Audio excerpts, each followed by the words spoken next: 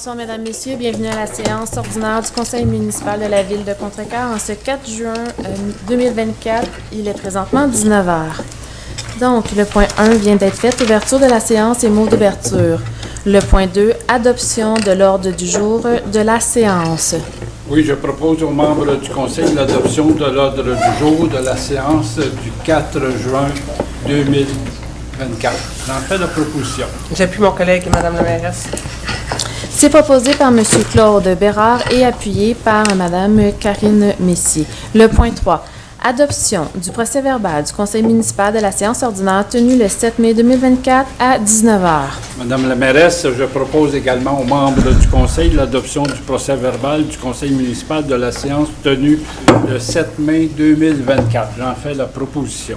J'appuie également mon collègue Claude Bérard, Mme la mairesse. C'est proposé par M. Claude Bérard et appuyé par Mme Messier. Le point 4, période de questions sur les sujets prévus à l'ordre du jour. Madame la greffière? Monsieur Bissonnette. D'accord. Monsieur Bissonnette, vous venez prendre le micro. Je vais vous laisser vous présenter pour le bénéfice des gens. Bonsoir, Madame la mairesse. Bonsoir tout le monde. Bonsoir. Robert Bissonnette. Bonsoir, Monsieur Bissonnette. Madame la mairesse, j'aimerais commencer parce que c'est marqué avis de motion. J'aimerais que vous nous expliquiez à l'Assemblée puis à moi-même qu'est-ce qu'est un avis de motion. Un avis de motion, c'est qu'il y a une étape, un délai pour arriver à l'adoption d'un règlement. Donc, ce soir, on avise la population qu'on a l'intention d'acheter ces 4 terrains-là pour faire un parc. Par la suite, il y a toujours une soirée de consultation publique pour que les gens peuvent venir poser des questions et s'exprimer. Comme ce soir, il y avait pour le secteur de la Cité 3000 et pour la rue des Ormes. Bon, si on parle d'acheter le parc, Madame la mairesse, j'ai demandé aussi à Madame de m'inscrire à l'article 17.3. L'avis de motion a fait référence à l'achat des terrains qui est référé à l'article 17.3. Là, si vous donnez un avis de motion ce soir, et vous dites à une personne de faire des négociations pour une promesse d'achat, entre les deux, je crois qu'avant, on avait le temps de discuter du projet avant qu'il soit accepté. Bien, c'est pas la signature de l'acte de vente, c'est une promesse d'achat et on a le droit de faire ça, on est totalement légal. Okay. Puis une promesse d'achat, ça doit comprendre aussi plusieurs types, en le sens que si on croit que les terrains peuvent être contaminés, on ne doit se retirer, ou si les terrains... Exactement. Ça fait partie des conditions. C'est toute partie des conditions. À l'article 17... oui, j'ai posé une question aussi à 17.2, Madame la mairesse. Qu'est-ce que ça comprend, ce lot-là, puis quel prix qu'on paye pour ça?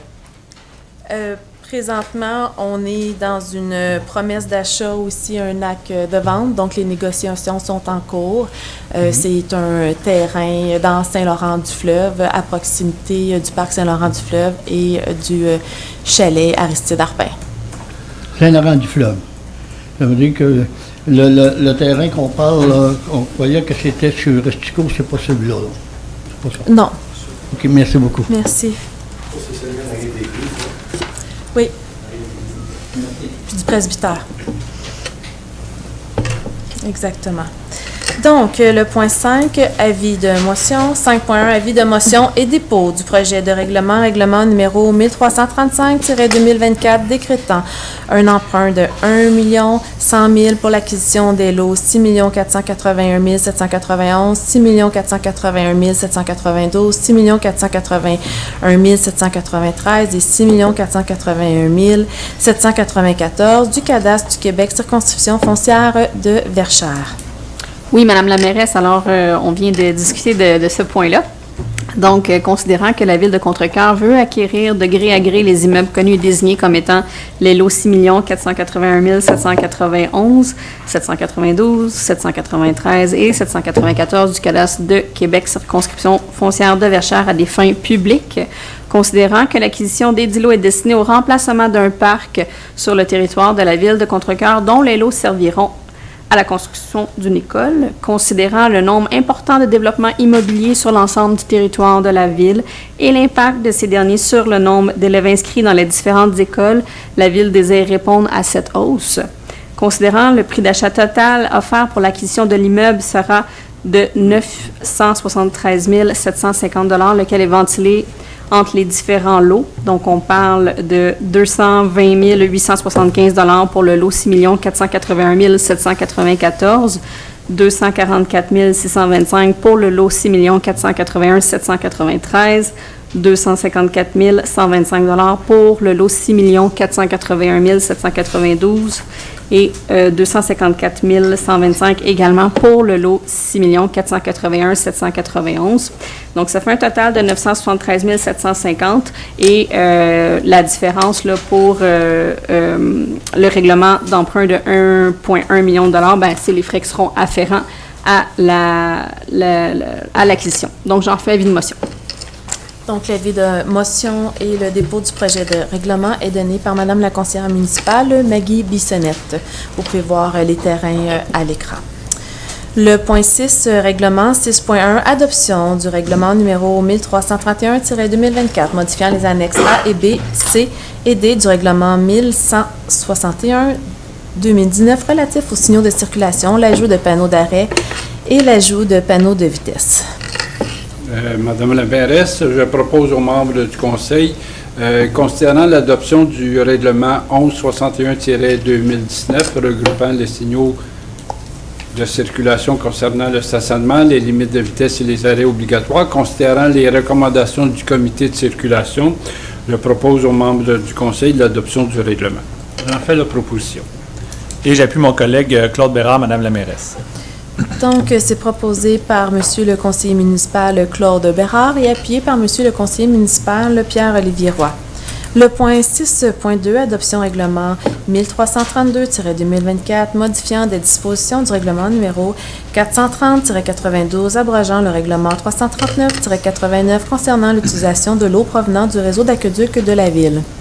Donc, c'est suivant l'avis de motion que j'avais déposé là, à la dernière séance. Donc, on vient changer là, les amendes là, pour les infractions pour l'utilisation de l'eau, l'arrosage pour bon moment, des choses comme ça, ou si quelqu'un vient contaminer là, l'entrée d'eau là, qu'on a pour les entrepreneurs là, à la station ici. Donc, je propose d'adopter le règlement numéro 1332-2024 qui modifie les... Donc, on rappelle que les téléphones doivent être fermés. Si vous avez à prendre un appel, bien vouloir sortir de la salle et descendre en bas pour ne pas interrompre le décorum. Donc, je propose l'adoption du règlement, Madame la mairesse.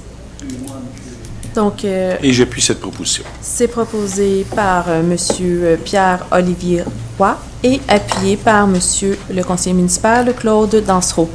Le point 6.3, adoption, règlement numéro 1333-2024, modifiant le règlement numéro 784-206 concernant les cases de stationnement pour les véhicules avec remorque à bateau à la place François de Salle-Gervais.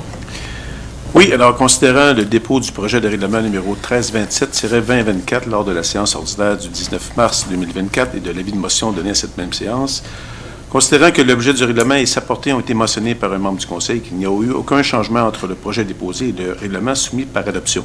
Alors, je vous rappelle que ça concerne les services en ligne pour se procurer des vignettes, le paiement et également ça traite du fonds qui est réservé pour, par la suite qui constitue même ces vignettes-là, ce fonds-là. Alors, j'en fais la proposition. J'appuie M. Claude Dansereau, Mme la mairesse. C'est proposé par Monsieur le conseiller municipal Claude Dansereau et appuyé par Monsieur le conseiller municipal Pierre Bellil. Le point 7, finance 7.1, adoption de la liste des comptes à payer au 30 mai 2024. Oui, alors la liste des comptes à payer au 30 mai totalise 1 271 098 $ et 28 sous. Donc, je fais la proposition d'adopter cette liste de comptes à payer et que le paiement des comptes pour la période du 2 mai 2024 au 30 mai 2024 soit payé. J'en fais la proposition. Et j'appuie ma collègue Mme Bissonnette, Madame la mairesse. C'est proposé par Madame la conseillère municipale Maggie Bissonnette et appuyé par Monsieur le conseiller municipal Claude Bérard. Le point 7.2, dépôt rapport financier consolidé, incluant le rapport de l'auditeur indépendant pour l'exercice financier 2023 et dépôt du rapport de la mairesse de la situation financière. Donc, le conseil municipal a pris connaissance du rapport financier consolidé incluant le rapport de l'auditeur indépendant de la ville de Contrecœur pour l'exercice financier 2023. Le rapport a été déposé à la ville de Contrecœur le 9 mai 2024. Chères concitoyennes et chers concitoyens, conformément à l'article 105.2.2 de la loi sur les cités et villes, j'ai le plaisir de vous faire un rapport sur la situation financière de la ville de Contrecœur au 31 décembre 2023. Ce document traite des faits saillants du rapport financier et du rapport du vérificateur externe. L'audit des livres de la ville de Contrecœur a été effectué par la firme MPA Comptable Agréé. Cette firme a procédé à l'audit des états financiers consolidés de la ville de Contrecœur et des organismes sous son contrôle au 31 décembre 2023. Ces états financiers comprennent l'état consolidé de la situation financière, l'état consolidé des résultats, l'état consolidé de la dette nette et des flux de trésorerie de l'exercice terminé à cette date. De l'avis des auditeurs, les états financiers consolidés donnent tout leur aspect significatif, une image fidèle de la situation financière de la ville de Contrecœur et des organismes sous son contrôle au 31 décembre 2023. Les états financiers donnent également une image fidèle des résultats de ses activités, de la dette nette et de ses flux de trésorerie pour l'exercice terminé à cette date, et ce, conformément aux normes comptables canadiennes pour le secteur public. Le rapport financier 2023 est déposé au conseil municipal ce 4 juin 2024. Il est important de rappeler que l'exercice financier non consolidé 2023 démontre un excédent des fins fiscales de 901 233 sur des prévisions budgétaires de 19 744 704. Le surplus non affecté, non consolidé au 31 décembre 2023 se situe à 4 243 382. La croissance du développement commercial a généré des revenus de mutation plus élevés que prévu. Le nombre de transactions immobilières résidentielles a également généré des revenus de mutation supplémentaires. Les revenus de mutation, dont plus de la moitié proviennent du secteur commercial, ont été de 496 939, plus élevés qu'anticipé. Des revenus de taxation supplémentaires au niveau commercial, industriel et résidentiel ont également généré des revenus additionnels d'un montant d'environ 392 389.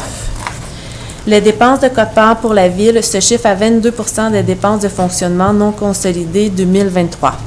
Les organismes auxquels la Ville verse des quote-part sont présentement la Régie intermunicipale de police Richelieu-Saint-Laurent, l'Autorité régionale de transport métropolitain, la Communauté métropolitaine de Montréal, la MRC de Marguerite-Douville et la Régie intermunicipale des services animaliers de la vallée du Richelieu pour l'année dernière. Dette au 31 décembre 2023, la dette à long terme se chiffre à 42 477 851. De ce montant, 14 265 214 se rattachent à des taxes de secteur, majoritairement commerciales et industrielles, et une somme de 1 499 704 que nous allons percevoir du gouvernement du Québec et de ses organismes associés. Il s'agit de subventions pour réaliser des travaux. Ce montant doit figurer à notre dette.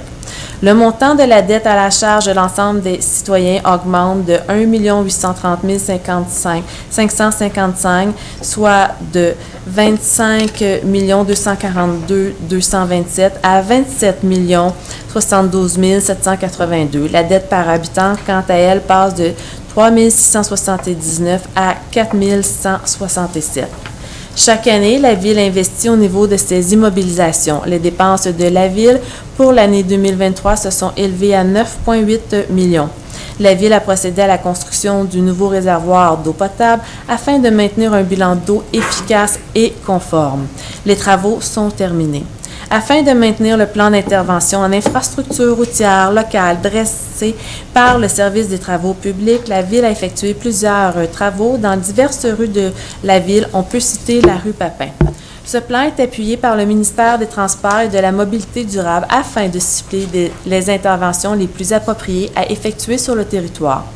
La Ville a également effectué des travaux dans ses bâtiments selon le carnet de santé, dont des travaux de rénovation majeure à la maison Le Neublet-Duplessis. La Ville a également fait l'acquisition de plusieurs véhicules à remplacer et des équipements pour augmenter l'efficience. En décembre dernier, nous avons adopté un programme triennal des dépenses en immobilisation, PTI, qui se chiffre pour les années 2024, 2025 et 2026 à 32 434 908. Suivant ce programme en 2024, les travaux de la nouvelle caserne débuteront alors que ceux pour le pavillon de la piscine au parc Euchier-Cormier sont terminés. Notre engagement envers l'environnement demeure une des priorités du conseil municipal. Le Fonds sur le développement durable affiche une réserve de 381 930. Celle pour le transport collectif se solde à 453 598. Nous disposons d'une somme de 200 595 dans notre fonds de l'arbre. La Ville dispose d'autres réserves, notons celle pour l'équilibre budgétaire qui se solde à 2 millions. La réserve pour les infrastructures affiche 510 000 et la réserve foncière est au montant de 684 200. Le total des réserves se chiffre à 4 422 743 alors que l'excédent de fonctionnement non affecté affiche 4 243 382 pour un grand total de 8 666 125. La Ville de Contrecœur jouit d'un cadre financier privilégié.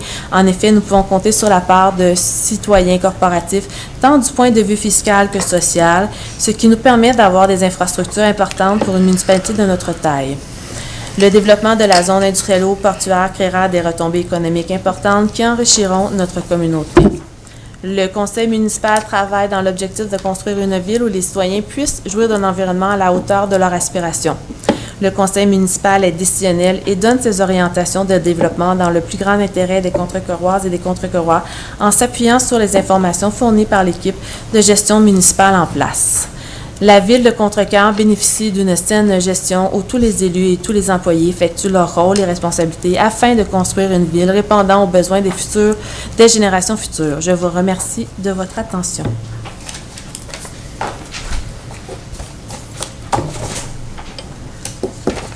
Donc, revenons à l'ordre du jour, au point 7.3.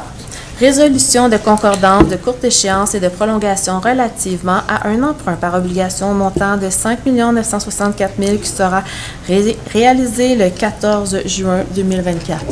Oui, alors conformément au règlement d'emprunt suivant et pour les montants indiqués en regard de chacun d'eux, la Ville de Contrecœur souhaite émettre une série d'obligations, soit une obligation par échéance, pour un montant total de 5 964 000 qui sera réalisé le 14 juin 2024, réparti comme suit.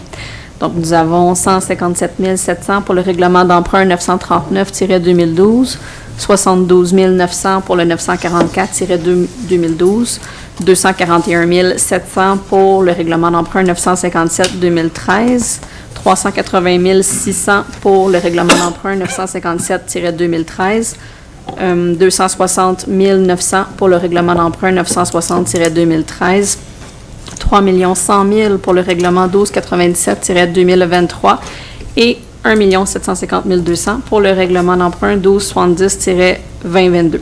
Donc, considérant qu'il y a lieu de modifier les règlements d'emprunt en conséquence, considérant que conformément au premier alinéa de l'article 2 de la loi sur les dettes et emprunts municipaux pour les fins de cette émission d'obligation et pour les règlements d'emprunt numéro 939-2012, 957-2013, 960-2013, 1297-2023 et 1270-2022, la Ville de Contrecœur souhaite émettre pour un thème plus court que celui originellement fixé à ces règlements.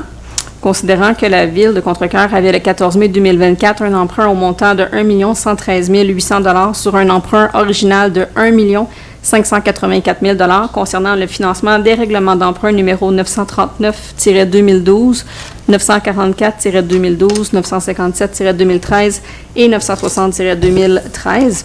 Considérant qu'en date du 14 mai 2024, l'emprunt n'a pas été renouvelé, considérant que l'émission d'obligation qui sera réalisée le 14 juin 2024 inclut les montants requis pour ce refinancement. En conséquence et conformément au deuxième alinéa de l'article 2 précipité s'il y a lieu de prolonger l'échéance des règlements d'emprunt numéro 939-2012, 944-2012, 957-2013 et 960-2013. Donc, j'en fais la proposition. Les obligations, soit une obligation par échéance, seront datées du 14 juin 2024. Les intérêts seront payables semi-annuellement le 14 juin et le 14 décembre de chaque année. J'en fais la proposition. Et j'appuie également ma collègue, Mme Maggie Bissonnette. Madame la mairesse. C'est proposé par Mme la conseillère municipale Maggie Bissonnette et appuyé par Monsieur le conseiller municipal Claude Bérard. Le point 7.4, soumission pour l'émission d'obligations. Donc, concernant le point que nous venons de discuter, 5 soumissions ont été ouvertes le 4 juin 2024 à 11 h au ministère du Québec au montant de 5 964 000 avec une échéance moyenne de 4 ans et 6 mois, dont l'émission sera effectuée le 14 juin 2024. Donc, il y avait 5 soumissionnaires, soit RBC Dominion Valeurs Mobilières, Financière Banque Nationale, Valeurs Mobilières Desjardins, BMO Nesbitt Burns, Valeurs Mobilières Banque Laurentienne.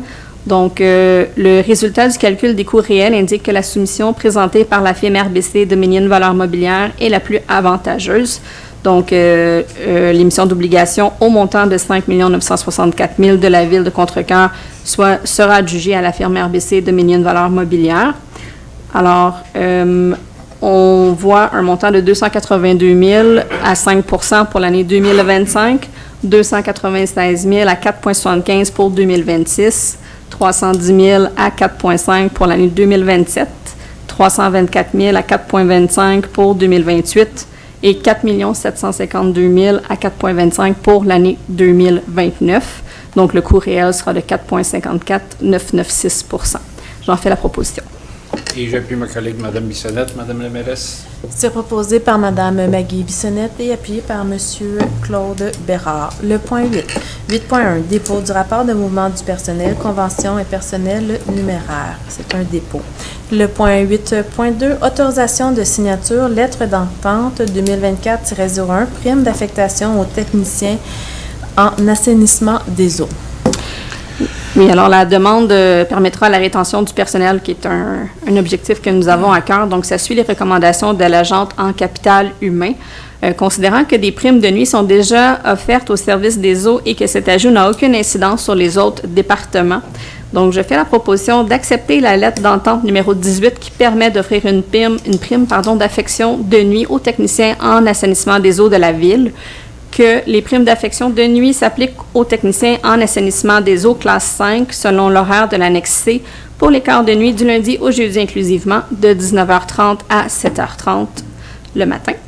Que la lettre d'entente soit déposée au secrétariat du travail du ministère du Travail, de l'Emploi, de la Solidarité sociale en vertu de l'article 72 du Code du travail.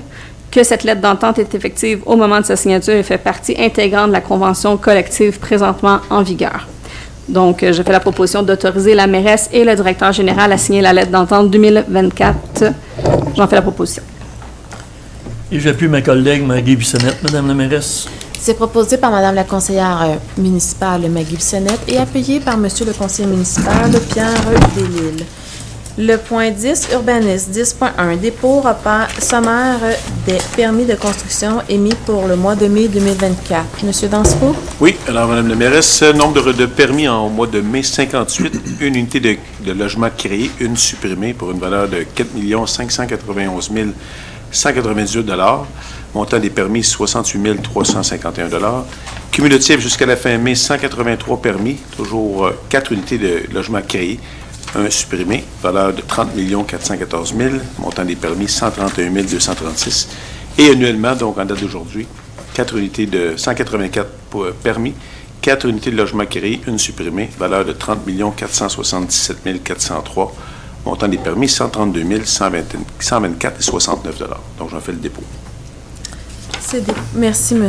Dansereau, pour les informations. Le point 10.2, approbation demande des plans d'implantation d'intégration architecturale, PIA 2024-72, 5459 rue de Vigneux, le lot 4 813 754 du cadastre du Québec, circonscription foncière de Verchères. Oui, alors, considérant la demande de permis de transformation 2024-119 déposée au service de l'urbanisme et de l'environnement le 8 avril 2024, considérant que le projet respecte les critères et objectifs du règlement 837-1-2008 sur les PIA, alors considérant la recommandation du comité consultatif en urbanisme lors de la séance du 8 mai 2024, donc je propose d'approuver la demande de permis de transformation. J'appuie mon collègue Claude Dansereau, Madame la mairesse. C'est proposé par Monsieur le conseiller municipal Claude Dansereau et appuyé par Madame la conseillère municipale Karine Messier. Le point 10.3, approbation, demande sur les plans d'implantation et d'intégration architecturale PIA 2024-056, le lot 6 547 431 du cadastre du Québec, circonscription foncière de Verchères. Considérant que la demande est assujettie au règlement 1165-2019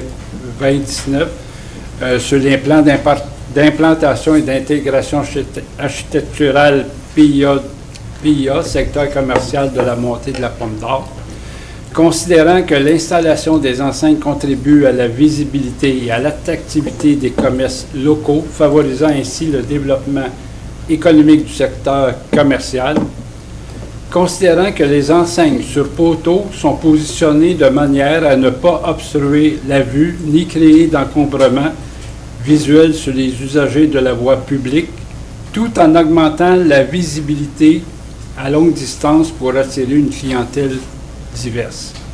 Je propose aux membres l'adoption de la demande de ce type d'autorisation. Donc ici, je pense qu'il y a une demande de vote. Bien, d'abord, est-ce que la proposition est appuyée? Donc, J'appuie mon collègue. Alors, sur cette proposition, Madame la mairesse, considérant la possibilité de repositionner l'enseigne B à l'extérieur du carrefour giratoire pour minimiser des distractions visuelles, considérant que l'enseigne D, par sa taille massive, nuit à l'intégration à l'échelle humaine du projet, considérant que les deux enseignes ne respectent pas actuellement la réglementation de zonage en vigueur, considérant que les membres du comité d'urbanisme recommandent l'approbation de l'enseigne B conditionnelle à ce qu'elle soit déplacée à l'extérieur du carrefour giratoire, et exprime un avis défavorable pour l'enseigne B, je me vois dans l'obligation de demander le vote sur cette proposition. Madame la mairesse, j'aimerais ajouter des compléments pour les citoyens pour remettre un peu en contexte. Donc, on a deux pancartes. La B, je pense que vous parliez, M. Dansereau, se situe de ce côté-là du rond-point. Donc, c'est une pancarte avec plusieurs petites pancartes qui ressemble un peu à ce qu'on a devant le IGA. Puis, on a une autre pancarte, une enseigne sur poteau, qui se situe pas loin de où est-ce que c'est écrit Contrecœur-Ville, à cet endroit-là. Donc, pour vous mettre en contexte, en 2016, le conseil municipal a approuvé ce long poteau-là, mais qui était de 100 pieds. Ce côté-ci, où est-ce qu'on voit le petit triangle à peu près à cet endroit-là. Donc, l'entrepreneur est parti avec ça. Il a fait ses recherches de locataires pour son développement. Et nous, on a appris quand même dernièrement que ce poteau-là était pour être installé. Donc, il ne peut pas le mettre de ce côté-là parce que selon les normes du MTQ, il ne peut pas mettre de la publicité à moins de 200-250 mètres d'une sortie d'autoroute. Donc, vu que le poteau n'est pas situé sur son terrain, c'est considéré comme de la publicité. Quand il le met sur son terrain, ce qu'il veut faire, c'est considéré comme de l'affichage. Donc là, la résolution de 2016 ne tient plus. Donc, c'est pour ça qu'on repasse le projet en résolution. Donc là, il veut la mettre de son côté. Au lieu de 100 pieds, il propose 75 pieds. Donc, c'est vraiment un affichage pour les gens qui viennent de l'autoroute. On a reçu le promoteur, puis ce qu'il nous expliquait, c'est que cet affichage-là est demandé par plusieurs bannières. Mais moi, ce qui me tracasse le plus, c'est que l'affichage est limité à une petite fenêtre de visibilité en venant seulement de Montréal vers Sorel. Donc, ils nous disent que c'est pour attirer les gens qui passent sur l'autoroute, mais la fenêtre est très petite. On ne la voit pas avant la sortie 117, on la voit quand on est rendu au viaduc et même peut-être après. Puis le après va finir par se cacher parce que tout ce qu'il y a, ce côté-là de la sortie d'autoroute, on a fait des grosses plantations dans le bassin de rétention. La visibilité va être encore plus réduite avec les années. Donc, moi, je ne vois pas la pertinence de ce panneau-là. L'entrepreneur est prêt à mettre plusieurs centaines de milliers de dollars pour ce poteau-là en nous disant que ça ne lui rapporte rien, que c'est vraiment juste pour les bannières. Donc, moi, je crois qu'il y a d'autres options, donc de l'affichage sur l'autoroute en amont, qui va être beaucoup plus visible, donc des pancartes bleues qu'on voit, là, c'est les différentes bannières qui peuvent être affichées dessus. L'entrepreneur nous dit, avec son spécialiste en affichage, que ces panneaux-là coûtent peut-être 10 000 $ par année. Mais avec le montant qu'il est prêt à mettre, il peut le payer pour plusieurs dizaines d'années aux bannières, cet affichage-là, qui, pour ma part, va être beaucoup plus efficace et beaucoup moins défigurant pour la ville. Puis on se rappelle que dans notre planification stratégique de la ville, on veut se doter d'une ville à échelle humaine. Quand on voit l'affichage, il y a le poteau, puis il y a quelqu'un à côté. Ça, c'est quand vous allez marcher sur la piste cyclable. Fait que moi, je crois que c'est pas pertinent pour la ville et j'appuie mon collègue là, pour demander le vote. Donc, on passe au vote. Monsieur Bérard? Je suis pour le règlement. aussi. Monsieur Roy? Contre. Monsieur Bellil? Pour. Madame Messier? Mais étant donné qu'on a déjà discuté avec le promoteur, puis on a abaissé les exigences d'auteur, je pense que le compromis est là, je vote pour. Madame Bissonnette? Pour. Monsieur Dansereau? Contre. Le vote est enregistré. C'est favorable. Le point 10.4, autorisation, demande de dérogation mineure DM 2024-084 pour le lot 6 547 431 du cadastre du Québec, circonscription foncière de Verchères. Madame la mairesse, le premier considérant, il est beaucoup technique, je vais vous le lire pareil, là. Considérant que l'objet de la demande vise à déroger au règlement de zonage 858-1-2009 de la Ville de Contrecœur de la manière suivante.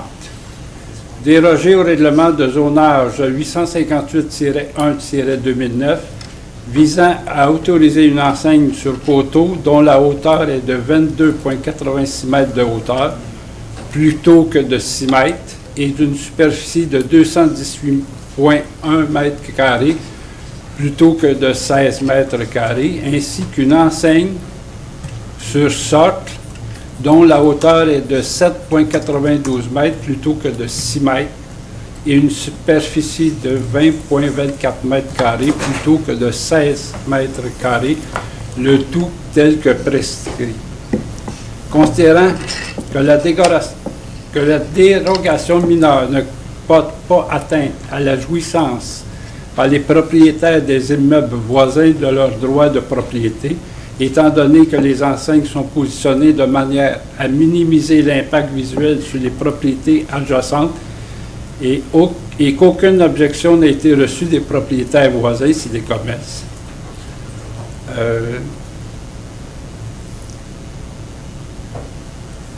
Et 9. Considérant que la demande respecte les objectifs du plan d'urbanisme, notamment en termes de développement commercial, de dynamisation économique et de mise en valeur des infrastructures urbaines. J'en fais la proposition. Et j'appuie mon collègue, M. Bérard. Alors, sans surprise, Mme la mairesse, je vais demander le vote aussi sur cette proposition-là. Alors, c'est pas rien, là. Ce type d'enseigne-là, on voit ça sur le long de l'autoroute où il y a la transcanadienne, où les gens peuvent passer par là à quelques occasions seulement, mais là, on est à Contrecœur, le bout de la 30 n'est pas loin. Ça défigure une municipalité. On ne voit plus ça, là. Même dans les nouveaux développements de cette hauteur-là, on ne voit plus ça. On voit ça, disons, dans le coin sur la 20 et la 10, et encore. Alors, considérant que l'objet demande de déroger au règlement de zonage, et c'est pas rien, là, dont un poteau dont la hauteur est de 22,86 mètres de hauteur plutôt que 6 mètres. C'est quelque chose. La superficie de l'enseigne, 218 mètres carrés plutôt que 16 mètres carrés. Donc, c'est du solide. Non? Ensuite, considérant... je sais pas.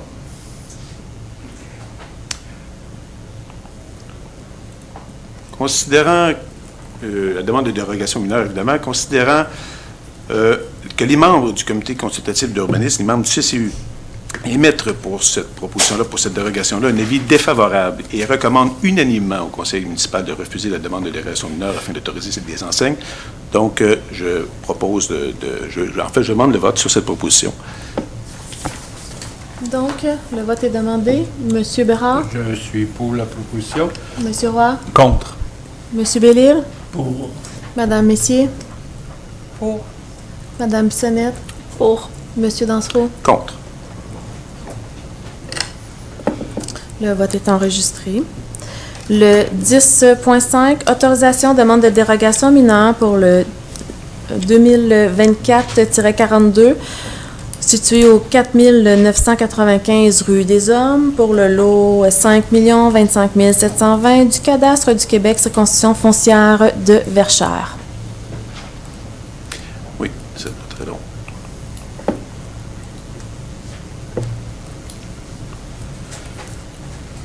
Alors, considérant que l'objet de la demande vise à déroger au règlement de zonage 858-1-2009 de la Ville de Contrecoeur de la manière suivante, autoriser une allée, donc on se situe là où le développement du 96, du 24 logements, mais du 96 potentiel et plus.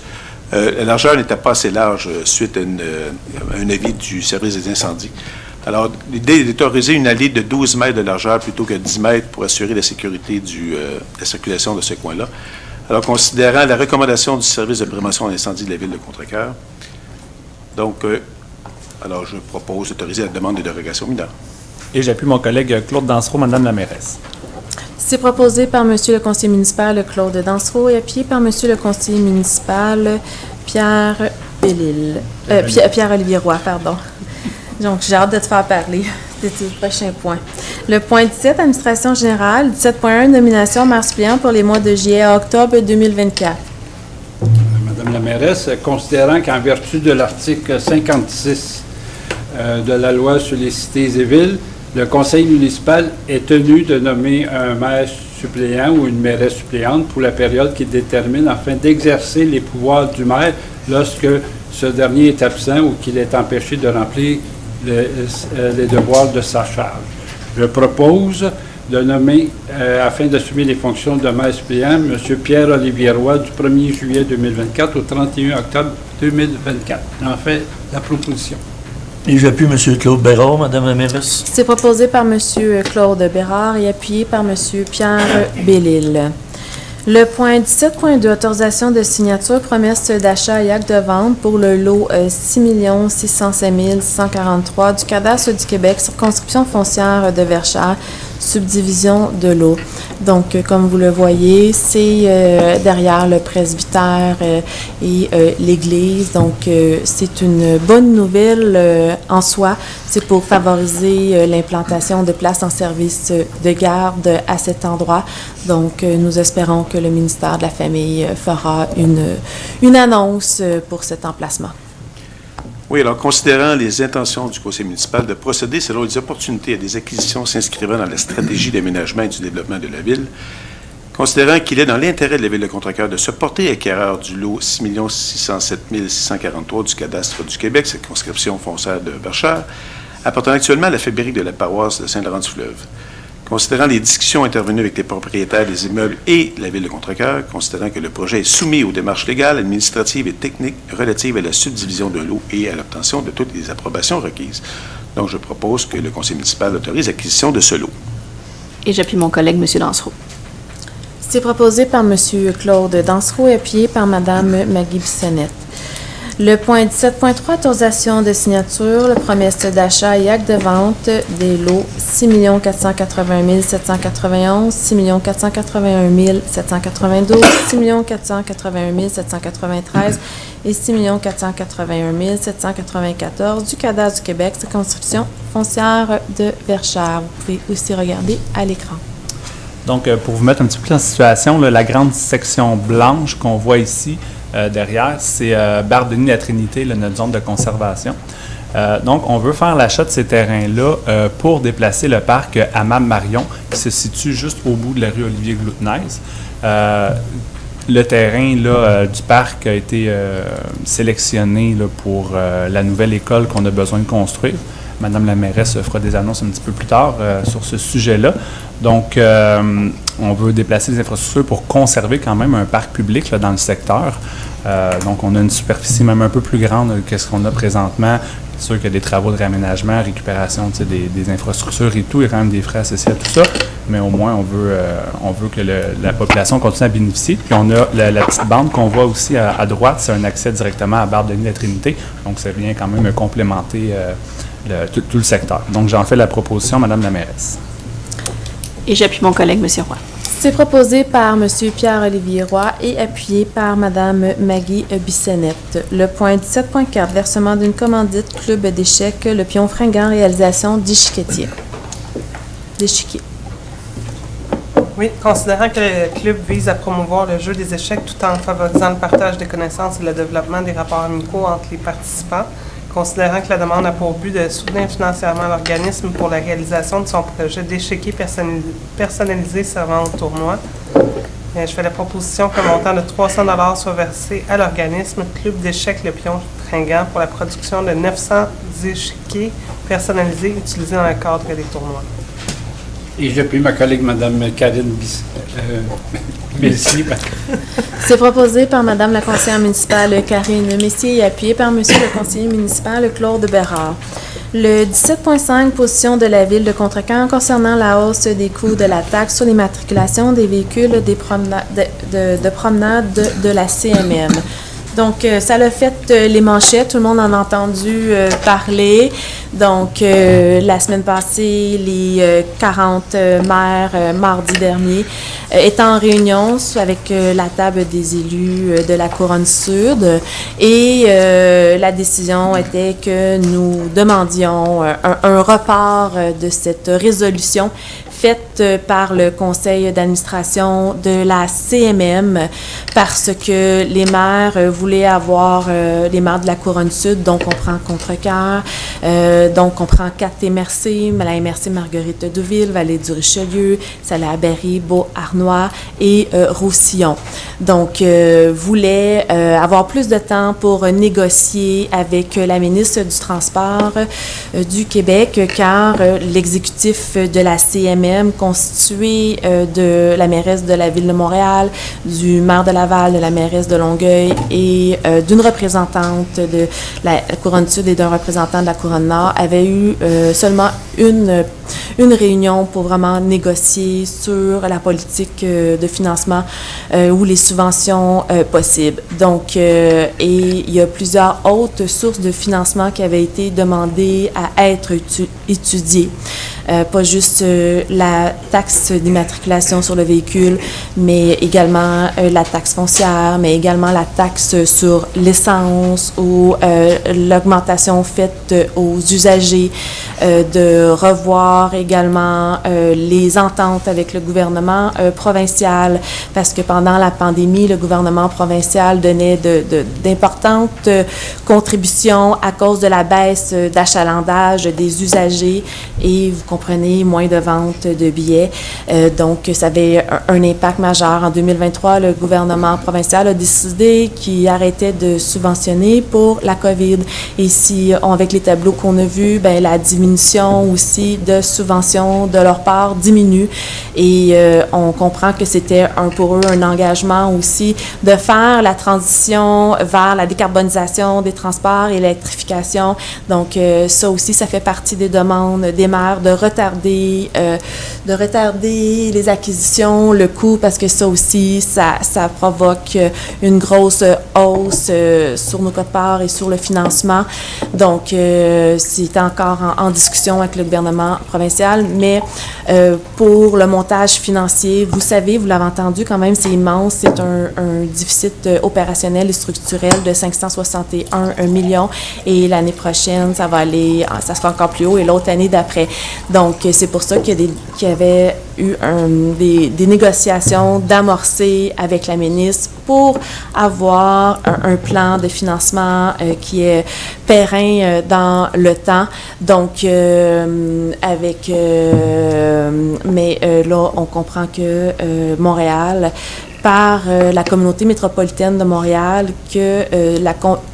communauté métropolitaine de Montréal, j'ai eu souvent la question, elle est constituée par une loi, donc une loi provinciale et la constitution aussi du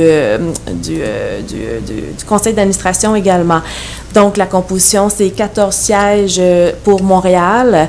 Sur ces 14 sièges-là, c'est la mairesse de Montréal qui préside la communauté métropolitaine de Montréal. Il y a 3 sièges dédiés à Laval, 3 sièges dédiés à Longueuil. Ensuite, 4 sièges à la Couronne-Nord et 4 sièges à la Couronne-Sud. Donc, même si les 4 élus qui représentent la Couronne-Sud ont voté contre, n'avaient pas la majorité. Sauf que vous comprenez que les élus de la Couronne-Sud passaient une résolution pour dire qu'on était en défaveur de cette augmentation-là de la TIV. Et présentement, ce soir, Contrecœur et d'autres villes de la Couronne-Sud passent aussi la résolution qui a été passée par les maires de la Couronne-Sud pour acheminer aussi aux 92 autres villes. Et donc, c'est ça, et à la CMM, bien sûr, là, directement. Donc, j'aurais besoin d'un proposeur et d'un appuyeur. Je peux proposer. J'ai pu, Madame la mairesse. Merci.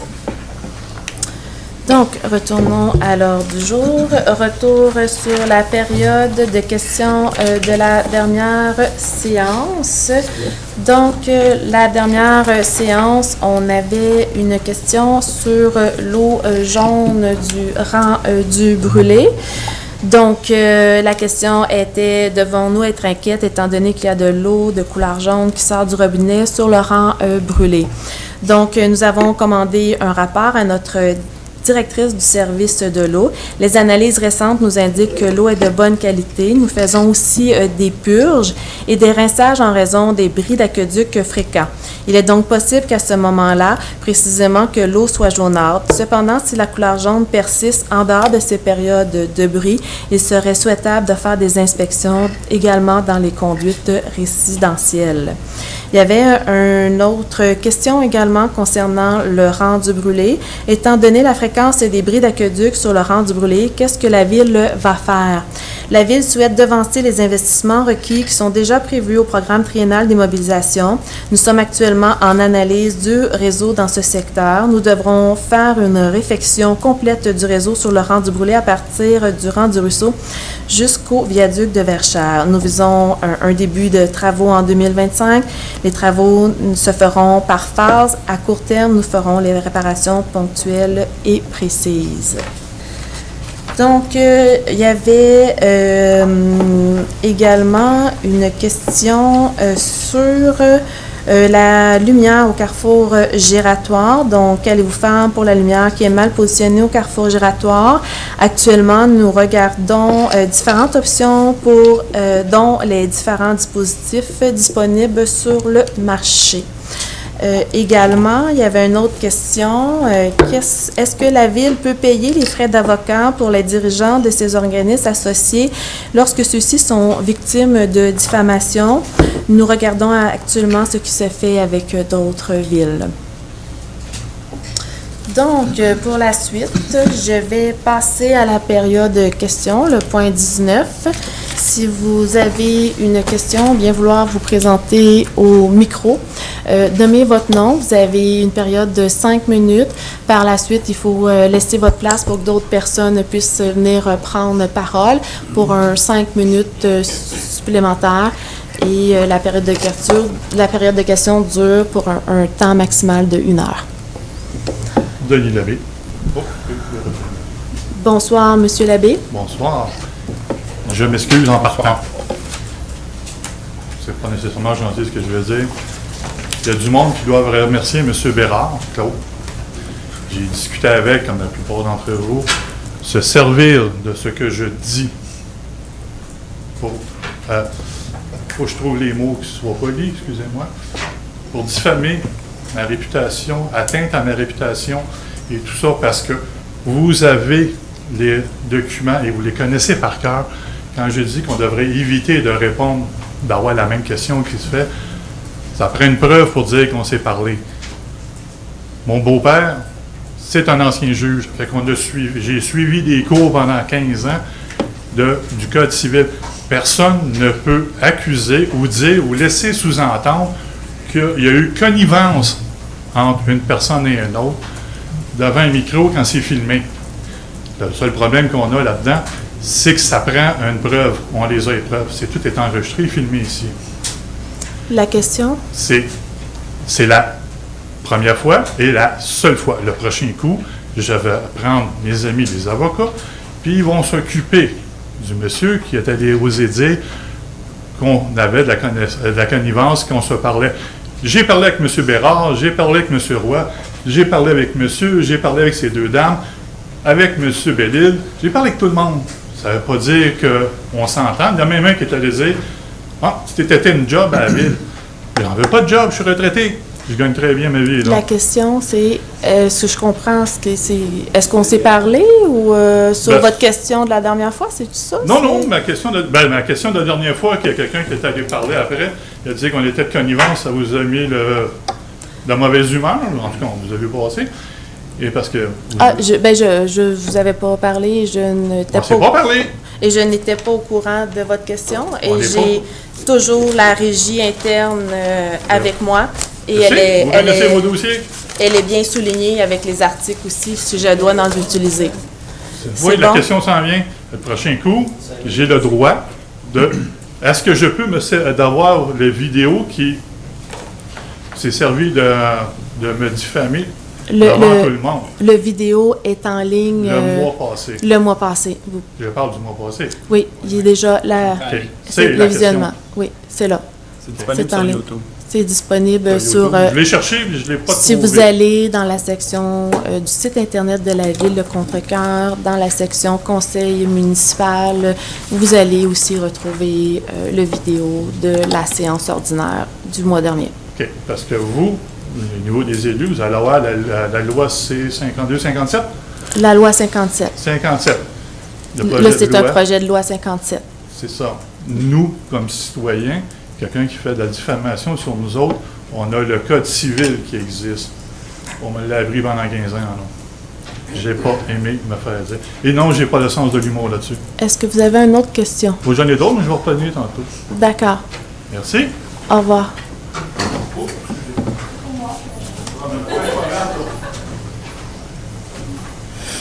Bonsoir, Robert Bissonnette. Madame la mairesse, tantôt, vous avez répondu sur la situation de l'achat des 4 terrains, que c'était pour un parc. Là, on découvre avec l'explication que c'est pour une école.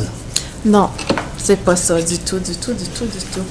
Donc, écoutez, on achète ces 4 terrains-là parce que il va y avoir des invitations. Demain, ça va commencer à apparaître. Les citoyens et les citoyennes sont invités lundi soir prochain au... le 17, oui, je suis déjà une semaine trop tôt. Donc, le 17 juin, les citoyens sont invités au CMF à 19h pour une séance d'information concernant le choix d'implantation de la 3e école. Le centre de services scolaires, comme vous savez, c'était public de plusieurs années, nous demandait l'implantation d'une 3e école. Donc, il y a différents sites qui ont été étudiés. Ces sites-là seront présentés lors de la soirée du 17 juin. Il y aura également le centre de services scolaires qui sera là. Donc, on va vraiment expliquer les autres choix qu'on a étudiés et pourquoi que le choix final, c'est Amable Marion. Donc, ensuite, je vais rassurer les gens aussi. Les modules de jeu, on veut les déplacer. Les modules de jeu d'eau aussi, on veut les déplacer dans le même secteur. Donc, c'est pour ça qu'on fait l'achat de ce terrain-là. Et la demande du conseil municipal, c'est d'essayer de trouver des terrains au moins qui rentrent dans la zone de conservation Barbe-Denis de la Trinité. Donc, c'est une bonne nouvelle en soi. Ça veut dire que la ville est encore en croissance, que c'est un secteur fort familial, que là, on a 2 écoles avec des classes modulaires qui ne peuvent plus agrandir non plus. Donc, on n'avait pas le choix de trouver une solution. Et vous allez comprendre la semaine prochaine qu'on a regardé tous les facteurs économiques, les facteurs aussi, les restrictions qu'on avait par rapport au zonage, ça va être expliqué. Donc, c'est une décision afin que ces gens-là de ce secteur-là ne perdent pas leur parc de quartier. Bon. Quand on fait un développement, le développeur, il donne un 10% un espace, soit pour une école, soit pour ou payer la somme de 10 de la valeur. Est-ce que le 10 a été employé à autre chose? Ou, Non, ça, vous parlez de d'autres choses. Vous parlez du fonds de parc. Donc, dans un fonds de parc, les gens qui viennent faire une acquisition de terrain, comme un lot et tout ça, soit qu'ils donnent en argent ou soit qu'ils donnent en terrain. Mais là, on ne parle pas de ça du tout, là. Parce que j'ai fait sortir le plan, puis je ne vois pas aucunement un parc dans cette région-là. Mais le parc n'est pas encore fait. On achète des terrains qui étaient destinés à avoir des maisons résidentielles dessus. Puis la question, c'est le promoteur a payé son 10 sur ça? Ah, si le promoteur a... Bien, le promoteur a déjà payé un 10 sur l'ensemble du projet quand il a fait la division de ses lots. C'est vérifié, c'était fait parce qu'on ne voit pas aucunement dans toute la grandeur. On a déjà le parc, qui est le parc à Marion. On l'a déjà, le parc. Oui, mais lui, il parle d'une contribution de 10 quand... Bien, ça doit rentrer là-dedans. Mais on n'utilise pas le fonds de parc pour ça. Il y a un montant dans le fonds de parc qui n'est pas utilisé pour ça. Donc, ce parc-là, on l'achète par règlement d'emprunt. Mais il nous reste des sommes dans le fonds de parc. Donc, ces sommes-là pourraient être utilisées pour déplacer les modules de jeu ou les jeux d'eau, parce qu'il va falloir quand même faire de l'aménagement aussi pour relier l'eau, pour aménager, faire de la tourbe, mettre à niveau. Parce que j'ai eu connaissance que ça prend ça, puis ça peut servir aussi en parc, là, exactement. Ou des activités municipales. Mais quand un promoteur donne un fonds de parc, c'est qu'il le donne sur son lot qu'il a acheté, mais où il peut le donner en argent. Et la plupart des promoteurs le donnent en argent. Bon, c'est bien, Mme la mairesse. Puis pour la partie en arrière, on fait un aménagement dans le parc de Trinité, là, je m'excuse du nom, là, mais... Le parc Saint-Laurent... On va chercher une partie dans ça aussi. Le parc Saint-Laurent-du-Fleuve, vous parlez? Non, le parc qu'il y a là, en arrière, tantôt, on a parlé... Ah, Barbe Denis de la Trinité. Donc, c'est juste pour vous dire que le parc, là, où vous voyez le 102.84, ça, c'est la zone de conservation qui est derrière. C'est pour ça que vous voyez le passage blanc à côté du terrain jaune et des terrains qui sont en perpendiculaire dans l'autre sens. Ça, c'est un passage qui était prévu pour aller dans la zone de conservation. La zone de conservation à demeure. À demeure, oui, elle est protégée. Merci.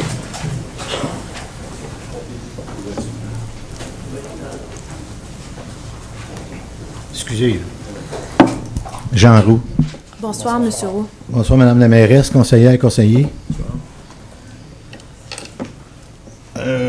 J'ai pas grand-chose à soir, là, mais de remercier Claude Bérard. Depuis qu'on a des problèmes d'eau dans le brûlé, tu as eu pas mal de téléphones, puis tu t'es déplacé nous amener de l'eau à des places dans le Rhin. C'est monsieur le directeur des communications, et des relations publiques. Oui, mais je sais qu'il avait discuté avec toi aussi, puis tout, là. Mais en tout cas, ça a été une bonne chose que il y a quelqu'un qui s'est déplacé me donner ça, vu qu'on a un trouble depuis 3 semaines là, avec l'eau, là. Puis je suis content de savoir qu'on prend le Rhin un petit peu au sérieux, là. Parce que 3 bris en 3 semaines, des fins de semaine qu'on ne peut pas se servir d'eau à boire, rien, c'est fatigant un peu, là. Bien là, on a su votre situation le mois dernier, là. Fait que là, après ça, bien, on a enclenché ici les questionnements, les démarches et les demandes aussi de vérification comme pour la suite des travaux, parce qu'il y avait des travaux qui avaient déjà été prévus au PTI, mais là, on va les devancer. Puis ça nous prend des plans de vie, donc on entame tous ces projets-là plus rapidement que prévu dans le PTI. Ouais, je suis content que tu aies au moins retourné les appels au monde qui vous ont contacté à la ville cette semaine, là. Oui. Ça a été bon. Parfait, merci. D'autres choses, c'est... je vais être sûr que la prochaine année, quand ils ferment les rangs ou des rues, que ce ne sera pas la fête des mères pour les bicycles. Oui, vous pouvez vous en assurer. Parce que c'est un vrai crise de bordel quand le monde est venu chez nous, là, puis la fête des mères, les rangs et les rues sont bloquées, là, c'est fou brette, là. Vous pouvez vous en assurer. Après, vous soyez venu me rencontrer. Moi, j'ai mis en relation le monsieur du projet avec avec le directeur des communications pour s'assurer qu'il y avait une toilette, que les gens aussi ne jetaient pas les détritus partout, les déchets, et que également vous ayez une communication. Cette année, ça a été le directeur qui a été obligé de le faire, mais l'année prochaine, s'ils reviennent faire une course, ça va être tout de suite mentionné que c'est leur responsabilité et qu'ils doivent le faire le rang au grand complet parce que nous, on pensait que le rang était fait au grand complet, mais ça va être l'année prochaine. Et c'est sûr que je suis arrivée ici au conseil et je l'ai dit aussi au directeur général que moi, la fête des mères, je ne veux plus d'événements à la fête des mères. On a tous le droit, on a tous le droit de célébrer quand même cette journée-là, autant les résidents, les citoyens que les gens aussi de la ville. Parce qu'on a des employés la fête des pères, que ça n'arrive pas non plus. On va le prendre en note. Je veux revenir sur... quand tu parles de la Couronne Sud, il y a 4 élus qui votent. Oui. Sur 41 villes? 40 villes? Oui. Les 40 villes, fais-tu partie de la CMM? C'est-tu pour ça, ces 40 villes-là? Il y a 82 villes qui font partie de la CMM. Il y a 40 villes qui sont dans la couronne sud, puis il y a environ 35 villes de la couronne sud. C'est quoi? Nord, ouais, pardon. Puis ensuite, Laval, Montréal. C'est quoi vous prévoyez comme pression à 4 élus contre les élus qu'il y a à la Ville de Montréal? Bien, présentement, c'est les 40 élus qui ont signifié qu'ils sont contre cette augmentation-là, qui auraient voulu qu'on négocie plus qu'il faut. Mais nous, on n'est pas majoritaire, c'est ça que j'expliquais à la CMM. Et comme j'ai dit, la constitution de la communauté métropolitaine de Montréal date de 2021, rentrant en vigueur en 2002, la loi. Et c'est le gouvernement provincial qui décide de la constitution de cette loi-là et de la composition aussi du conseil d'administration. Donc, tout est enchâssé par la loi. Et les postes aussi, les 4 postes sur la rive sud et la rive nord sont aussi définis que ça doit être un représentant par MRC. Parce que c'est une bataille quasiment perdue, ça, là, si vous ne mettez pas les points saisis sur quelque chose, là. Bien, présentement... Ils se battent un peu contre ça. 150 d'augmentation, là, c'est ridicule, là. Présentement, on a vu que la Chambre de commerce de Montréal aussi est sortie en disant qu'eux autres aussi trouvent que ça n'avait pas d'allure, cette hausse-là. Est-ce que le conseil de la CMM vont reculer? Ça, je ne sais pas, mais soyez assurés que les 40 maires de la Couronne Sud, eux autres, ont dit non. Okay. On a fait le maximum que nous, on peut faire dans cette constitution-là créée par le gouvernement provincial. Dernière question. On peut avoir les enregistrements d'un an en arrière, si on veut, ou 9 mois ou 1 an en arrière? Sont là, oui, ils sont là sur 3 ans. 3 ans? Parce qu'il y a des citoyens qui se sentent peut-être froissés, puis qui veulent aller chercher des enregistrements, qu'est-ce qui s'est dit, puis il s'est peut-être senti attaqué. Bien, il faut qu'il se rappelle une chose, que là, 9-10 mois en arrière, il a traité une gang de personnes, 7 de morons qui venaient au micro. Puis c'était peut-être un peu pour ça où ça a parti des discussions. Bien, il ne s'est jamais excusé d'avoir traité une gang de morons qui venaient au micro. Bien là, je ne suis pas ici pour faire le non, c'est correct. Non plus de je veux juste spécifier. Tantôt, la personne a parlé, il n'y avait même pas de question. Je veux juste spécifier que s'il ne veut pas se faire attaquer sur rien, qu'il recule de 10 mois et qu'il aille voir ce qu'il y a de redit au micro. Je vous remercie, puis à la prochaine. Merci. Bonne soirée. Bonne soirée. Bonjour. Daniel Leroy, nouveau citoyen de Contrecœur. Bonsoir, M. Roy. Bonsoir. Je vous remercie pour... j'ai fait une demande quand vous avez vu le party de la ville qu'il y a eu il y a 2 semaines, ici, Saint-Antoine. Pour le marché du printemps. Sur le marché, c'est ça. J'avais fait une demande pour mettre des bouées ici sur le fleuve en avant, sur Vio, puis à partir de la marina. Oui. Les 2 bouées ont été mis là, mais la différence, ça ne fait pas grande différence. À date, c'est la vitesse est au là, la même affaire. Moi, j'aimerais, si ce serait possible, ou que la marina, la descente de bateau, si ça serait possible de mettre une pancarte pour leur dire, spécifier que la vitesse, ça tue, puis c'est dangereux. Moi, l'année passée, j'ai pas pu profiter de mon ponton. Il y a un clown me fonçait dedans dans mon ponton. J'ai perdu mon ponton à partir du mois de septembre. Je viens juste de l'avoir il y a 2 semaines. Là, là j'en vois encore passer la vitesse. moi, à 4h30 le soir, là, il y a 2 jeunes on appelle ça les petits... les sidous, les motomarines. Les sidous, ils ont des courses. Ça achète, ils montent dans les barres, ils traversent. Et moi, je t'habite de mettre un cadre, moi, là. Non, mais vous savez que vous ne pouvez pas faire ça. Non. Mais juste d'avoir la réglementation de vitesse, ça faisait plusieurs années qu'on était en demande parce que ça fera une autorisation du fédéral. Fait que c'est déjà très, très bien qu'on puisse avoir les bouées. Pour votre autre suggestion, on va la soumettre au comité de plaisance, puis le comité de plaisance feront les vérifications puis les recommandations. Tu mets ça avec des flashers, là. Bien, comme je vous dis, on est quand même sur des eaux fédérales, fait qu'il y a plein de choses à vérifier. Fait qu'on va envoyer ça au comité de plaisance pour vérifier votre demande. C'est ça, ma plaisance n'a pas été bonne l'été passé. J'ai perdu mon ponton pendant 3-4 mois, les 3 derniers mois. C'est bien plate, là. C'était à cause de la vitesse, avec un voilier, puis...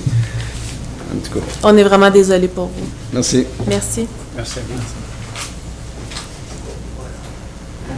C'est quoi qu'il faut dire déjà quand on a... Juste vous annoncer, dire votre nom. Oui, exactement. Cynthia Doré. Bonjour, Madame Doré, ça va bien? Ça va. Je venais parce que je voulais parler d'une problématique que j'ai... Il faut que je sois vis-à-vis. Je voulais parler d'une problématique par rapport au déneigement que j'ai remarqué cet hiver en allant porter mon garçon à l'école. Moi, j'habite sur Devigneux. Et puis, je vais Pardon, je demanderais un respect, là, parce que quand quelqu'un parle, ça doit être silence, à part la personne qui parle au micro et les gens qui répondent. Donc, j'ai perdu mon idée. Et pour le déneigement, pour sur le la déneigement, rue Vigneux. J'habite sur Devigneux, puis je vais reconduire mon garçon à pied à Cœur-Vaillant, qui est direct le coin à côté. Puis, il y a beaucoup d'achalandage sur Belle-Rose comme un débarcadère, même si c'est pas indiqué comme un débarcadère. Il y a vraiment beaucoup de monde. Je sais qu'ils vont mettre un stop là, sur le coin. Ça va sûrement aider. Puis, j'ai parlé avec l'urbaniste pour ça. Là. Mais moi, mon questionnement, puis ce que je veux apporter, c'est que le déneigement était fait juste avec la souffleuse, était fait juste du côté du parc. Donc, c'était beau, c'était correct, les personnes pouvaient se stationner, puis on pouvait relativement marcher. Mais de l'autre côté de la rue, le banc de neige, c'est des maisons de ville, donc il n'y a pas de place pour leur mettre la neige du stationnement dans leur petit îlot de gazon. Fait que tout se ramasse dans la rue. Fait que dans le fond, le banc de neige de la maison se ramasse facilement un char de parking complètement dans la rue. Fait que la charrue, quand elle passe pour ramasser la neige, elle peut pas faire des miracles. Puis, ça réduit beaucoup la route et ça en devient dangereux parce qu'en plus, dans ce coin-là, on voit pas les chars qui s'en viennent de l'autre bord. Le stop va aider à ce qu'on les voit, mais n'empêche que le déneigement, s'il était fait des deux côtés de la rue, dans le coin pour l'école sur Belle-Rose, ça l'aiderait à la circulation pour éviter des face-à-face ou avoir plus de place pour les autos qui circulent et qui se stationnent. Et pour les piétons, parce que je t'avouerais que j'ai pogné mon gars et je l'ai pitché dans le banc de neige à un moment donné. J'ai comme eu un peu peur. Mais premièrement, je te remercie d'être venu aussi rapidement, là, en début d'été comme ça. Nous, ça nous laisse aussi le temps de voir avec l'équipe, le directeur aussi dans la planification, qu'est-ce qui peut être fait, parce que c'est un corridor scolaire. Donc, le directeur va ramener ça à son équipe pour voir au niveau technique qu'est-ce qui peut être fait. Parce qu'il y a déjà un billet qui était ouvert, parce que j'avais fait une plainte ça par courriel ou par téléphone. On m'avait appelé, mais je pense qu'on s'est pas bien compris parce qu'ils m'ont dit qu'ils allaient le faire puis qu'ils le faisaient. J'ai vu le déneigement sur le côté de l'école, mais quand j'avais précisé aussi de l'autre côté de la rue, mais on m'a dit oui, puis je l'ai jamais vu faire. Fait que c'est pour ça que je voulais m'assurer qu'on le dise aujourd'hui. Oui, d'accord, c'est bien enregistré, puis je vous reviendrai avec une réponse le mois prochain. Mais vous pouvez quand même aller laisser vos coordonnées, si vous voulez, au directeur général pour qu'il vous fasse un suivi. OK. À la fin de la séance. Merci.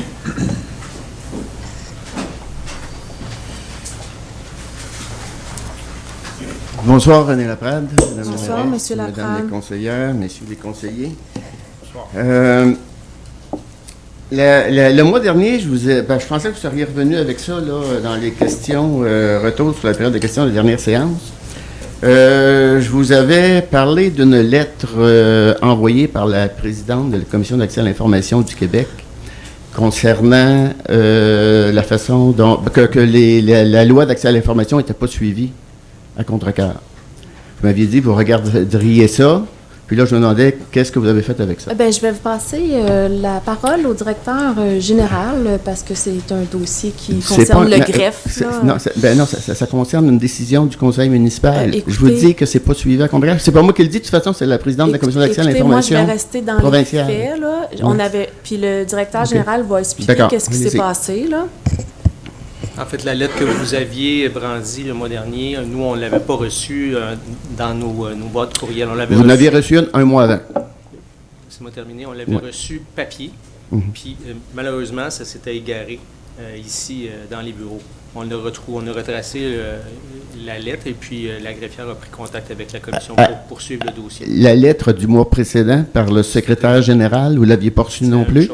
Vous l'aviez perdue. C'est vraiment... Alors, là, là, il est arrivé quoi? J'aimerais savoir. Moi, c'est parce que je suis quand même là-dedans concerné. Là. C'est moi qui ai brimé comme citoyen. Là. La loi m'accorde des droits et la Ville me les accorde pas. Là. Écoutez, je pense qu'on vous a expliqué qu'il y a eu des gens ici qui sont partis en congé, qu'on a eu une remplaçante qui est en formation, qu'il y a eu quelqu'un qui a peut-être échappé la procédure. La procédure, aussitôt qu'on l'a vue, elle a été rappelée. Donc, on est bien désolé que ça soit arrivé sur vous, mais moi, on me confirmé que tout a été par la suite fait rapidement pour donner un retour. Madame la mairesse, c'est la première fois que ça arrive. Toutes les demandes je vais vous dire, le 14 mai, ça, je vous ai écrit le 14 mai, vous demandant une enquête.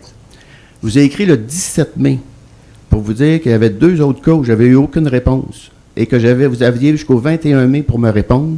Vous ne m'avez pas répondu. J'ai pas eu de réponse. On n'a jamais eu votre lettre non plus, là. Vous n'avez pas eu mon courriel? Bien, j'ai pas reçu la lettre que... Non, il n'y avait pas de lettre. Non, la lettre, vous pouvez l'avoir. Puis quand après ça, nous, on prend votre courriel, on demande à la direction générale s'il y a de quoi, puis que la direction générale nous dit non, on n'a pas rien enregistré sur ça. Okay. Bien, on joue dans le même film qu'on s'est dit. Alors, que quelqu'un ici, qu'il y a selon pas la lettre, Madame la greffière avait jusqu'à hier pour me donner une réponse. Le 30 jours expirait hier.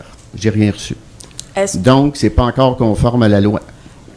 Il n'y a rien de réglé. Là, je ne sais pas, il y a peut-être des jours ouvrables aussi à travers ça. Non, il n'y a pas de jours ouvrables, c'est des jours civils. La loi d'accès à l'information marche avec les jours civils. Est-ce que...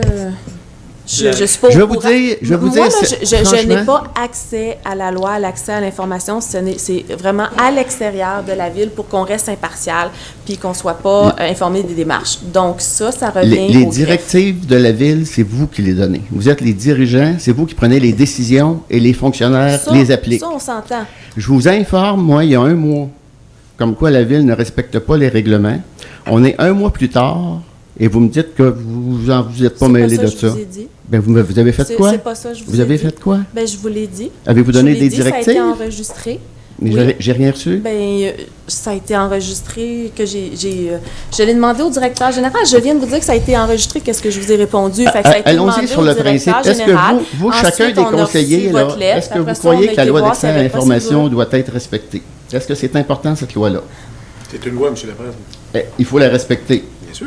Est-ce que vous avez, avec ce que vous avez eu comme information, est-ce qu'elle a été respectée? On s'est informé de ce qui était arrivé avec les procédures et normalement, ça ne devrait plus arriver, tout simplement. Vous aviez 1 mois pour agir, vous n'avez rien fait. Comment expliquez-vous ça? Ben, c'est pas vrai qu'on n'a rien fait. Arrêtez de dire moi, j'ai rien reçu. Monsieur Laprade, moi, je vais vous demander d'arrêter de... Je n'ai rien reçu. Je vous demande d'écouter le micro. Arrêtez de dire qu'on ne fait rien. Je vous demande d'écouter le micro. Vous n'avez pas le droit de me demander ça. Madame la vous demander à M. Laprade... Changeons de sujet. Votre question est insistante. Okay. Donc, on a le droit. On va passer à quelqu'un d'autre pour la question. Je vais changer de sujet. Non, ça a été demandé par un membre mon droit de parole. Je refuse. Ben, j'ai le droit. D'accord, merci. J'ai le droit dans le droit de parole avec le type de la manière que je peux vous lire l'article, comment qu'on pose les questions. Donc... Moi, je vais revenir sur M. Bissonnette, Robert. Bonsoir. Bonsoir, M. Bissonnette. Bonsoir. J'ai l'habitude de vérifier les comptes à payer sur Internet. L'Assemblée du 9 avril n'était pas présente. L'Assemblée du 7 de mai non plus. Est-ce que vous pourrez faire de quoi pour corriger cette situation? Donc, vous payez de la liste des comptes à payer? Oui. Donc, on vous a répondu par courriel. Une fois, sur la liste que j'ai faite imprimer, que j'ai payé de ma poche. D'habitude, aller sur Internet. On vous l'a envoyé par courriel. Courriel. Puis on vous a dit qu'il y avait eu avec... je vais laisser quand même le directeur général parce que ça aussi, c'est au niveau de la procédure. Donc, il y a du caviardage nécessaire, mais on vous a répondu par courriel. Oui. Ben, juste Je préciser dis d'abord. pas ça, là. J'ai dit que, est-ce que je vais faire le nécessaire pour que ça soit mis sur Internet? Oui, on va faire le nécessaire pour que les documents soient remis sur l'Internet. On vérifie présentement que ça correspond à la loi sur les renseignements confidentiels qui vient d'être adoptée à l'automne dernier. Et ensuite, on revoit tout l'ensemble des documents pour faire le caviardage. OK. Parce que le 9 avril, elle n'est pas encore sur le site Internet. Puis celle que j'ai reçue, je n'y pas ça, je l'ai reçue. Elle était là, elle a été enlevée. Monsieur le directeur. C'est un choix qui a été fait de mettre ces documents-là sur le site Internet de la Ville. Ce n'est pas une obligation de le faire. Oui. Les documents que vous avez demandés, vous les avez obtenus. Vous avez obtenu la liste pour avril et celle pour mars que vous m'avez demandé. Celle du 9 avril, je ne l'ai pas eu encore. J'ai eu celle du mois de mai. Les deux vous ont été envoyés. Bon, OK. Est-ce que vous avez fait le nécessaire pour qu'ajouter ça pour que la prochaine soit dessus l'Internet? Ça, on fait le nécessaire. On fait le nécessaire, c'est ça qu'on a dit. Parmi toutes les priorités qu'on a à gérer aussi. Merci beaucoup. Et le personnel qu'on a. Dans ces mêmes listes, je reçois en quantité. Dans les listes de débit, j'ai chasse et pêche, on paye l'électricité 481 $, Madame la mairesse. Port de Plaisance, on paye aussi de l'électricité. Chalet de Bâle, on paye de l'électricité.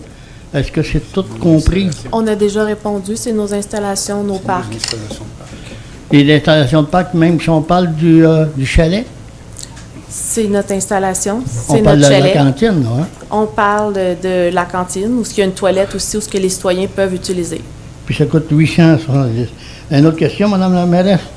Concernant les dépenses qui concernent Gen Food, est-ce qu'il y a des études qui se font présentement à l'emploi de cette place-là?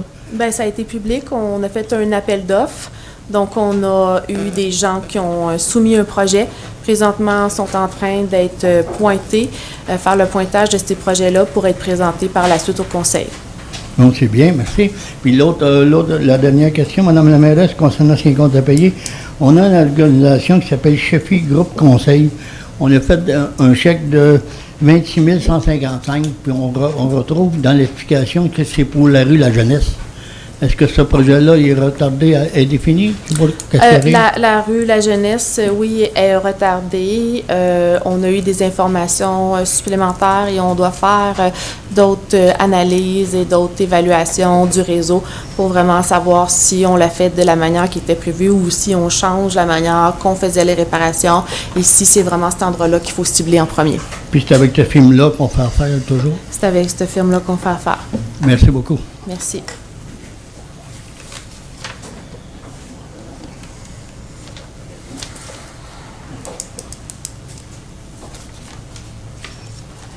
Bonsoir, mon nom c'est Alain Chagnon. Bonsoir. Bonsoir, M. Chagnon, ça va bien? Bonsoir, Madame la mairesse. Oui, ça va bien. Sauf que j'avais un arbre qui était malade. Ah oui? Fait qu'il a fallu que je l'abatte. Mais là, notre urbanisme m'a dit qu'il fallait que j'en plante 3. J'abats un arbre, il faut que j'en plante 3 par rapport à la grandeur de mon terrain. Sauf que je suis enfin à une place, tu sais qu'il y a des arbres en masse. C'est une des rares places que personne ne va couper. On vient de le mettre parc. Je suis juste à côté. Puis, j'ai déjà de l'ombre en masse. J'aimerais ça avoir un petit peu de soleil pour mon jardin, mais il me demande de mettre un arbre en arrière. J'ai déjà mis, moi, auparavant, un magnolia, mais il dit que c'est un arbuste. Oui, bien, je vais vérifier demain votre dossier parce que je ne le connais pas. Juste à aller donner à la fin vos coordonnées. On va vérifier aussi la réglementation en vigueur aussi avec l'abattage de l'arbre puis aussi une plantation. Mais on va faire des vérifications parce que là, ce soir, je connais pas qu'est-ce qui s'est passé dans votre situation. Je connais pas non plus qu'est-ce qui de l'autre côté aussi puis tout ça. Je trouve ridicule de me demander d'en mettre 3 quand mes voisins d'en face d'en mettre 2 en façade, refusant mon magnolia. Parce qu'actuellement, il y a 6 pieds, puis il faudrait qu'il y ait 2,50 mètres. Écoute, il faut qu'il laisse le temps de pousser. Puis, il n'avait pas été demandé, celui-là, elle l'ait planté avant. J'étais entièrement d'accord d'en rajouter un pour celui que je coupais. Mais là, à un moment donné, il m'a demandé d'en mettre un autre dans le cours en arrière quand j'en ai plein tout le tour. Mais je comprends qu'est-ce que vous me dites, mais je ne pourrais pas régler ça ici à soir, là, ce dossier-là. Je dois aller, moi, à l'information, mais soyez assurés qu'on va vous faire un retour. Là. Quand tu m'as envoyé mon permis pour la battre, ben là, par téléphone, il m'a dit, si tu fais pas ça, si tu ne mets pas les 3 arbres, ben tu risques d'avoir une amende. Qu'est-ce que c'est ça, si c'est pas de la provocation? Hein? Ah ben ça, c'est il y a un règlement qui existe sur l'abattage des arbres, puis les conditions aussi que le citoyen doit faire. Mais là, qu'est-ce que vous me dites, c'est que ce règlement-là, vous demandez au conseil de le revoir et peut-être de faire des modifications, mais avant, on va aller voir nos gens à l'interne. On va aller demander les informations sur votre dossier, qu'est-ce qui se passe là. J'ai 2 voisins d'en face, puis on peut regarder sur Saint-Antoine, il y en a qui ont à peu près la même grandeur de terrain que moi, qui n'ont aucun arbre en arrière, aucun arbre en avant, puis en face de chez moi, il n'y a aucun arbre sur 2 terrains. Oui, autrefois, dans ce secteur-là, c'était pas obligatoire de planter des arbres. Mais là, à soir, comme je vous dis, on va prendre votre nom, votre adresse. C'est pas un terrain que je viens de construire. Je comprends, monsieur. Que je suis à contre-cœur, puis je commence à me... Mais je vais voir votre dossier, on va voir la réglementation qui est en vigueur, on va voir qu'est-ce qui s'est passé, mais c'est pas... Me faire dire, tu vas avoir une amende si tu te confonds pas. Hey! Là, je suis bien d'accord pour un. Mon magnolia, c'est un arbre. Si le gars ne savait pas, il ne savait même pas que l'arbre que j'avais, c'était une érable. Mais on a bien entendu votre situation. Comme je vous dis, il faut faire des vérifications. S'il ne connaît pas ça, ben, qu'il vienne pas me dire quoi faire. Est-ce que vous avez une autre question? Non, merci. C'est tout. Merci. Juste aller voir le directeur à la fin. Bonsoir, René Laprade. J'aimerais revenir. Il y a 2 personnes le mois passé qui ont fait des interventions. Parce que il y en a une qui mentionnait là, que vous étiez en train de faire la révision des partenariats au niveau du service des loisirs. Des organismes partenaires de la ville. Vous êtes en train de réviser ça? Est-ce que j'ai bien compris? Les niveaux de partenariat? Bien, je ne sais pas. Là, la dame est venue, là. Mais d'ailleurs, vous avez dit que vous étiez en train de vérifier avec d'autres villes, qu'est-ce qu'ils faisaient. OK. Elle est venue, vous disiez, elle a dit, j'ai appris que vous étiez en train de faire la révision des partenariats avec le service des loisirs. Je ne sais pas, là, c'est la direction des loisirs qui fait ça. Qui va nous soumettre quand ils seront prêts, la nouvelle grille de critères, puis présentement, ils sont peut-être juste en démarche, sont peut-être juste en train de vérifier et de consulter. Donc, présentement, le conseil n'a pas rien approuvé encore de ça. D'accord. J'aurais une proposition à faire dans ce sens-là.